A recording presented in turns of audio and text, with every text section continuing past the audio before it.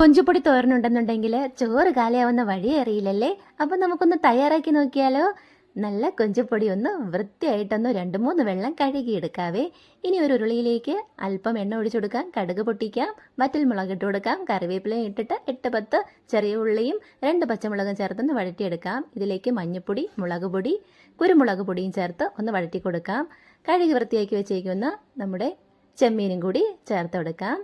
ഇതൊന്ന് ഇളക്കിയെടുത്തതിന് ശേഷം ആവശ്യത്തിന് ഉപ്പും കൂടി ചേർത്ത് കൊടുക്കാം. ഇനി ഒന്ന് 10 മിനിറ്റ് ഒന്ന് മൂടി വേവാനായിട്ട് വെക്കാവേ. നമുക്കിതിലേക്കുള്ള തേങ്ങ അരപ്പൊന്ന് തയ്യാറാക്കിയെടുക്കാം. തേങ്ങയും അല്പം വെളുത്തുള്ളിയും കുറച്ച് ഇഞ്ചിയും കുറച്ച് കറിവേപ്പിലയും കൂടെ ചേർത്തൊന്ന് ചതച്ചെടുക്കാം.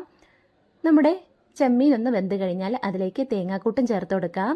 നല്ലതുപോലെ ഒന്ന് മിക്സ് ചെയ്തെടുത്താൽ ഫൈനലി നമുക്ക് കുറച്ച് കറിവേപ്പിലയും കൂടെ ഇട്ടിട്ട് നമ്മുടെ കൊഞ്ചുപൊടിത്തോരൻ റെഡിയാക്കി എടുക്കാം.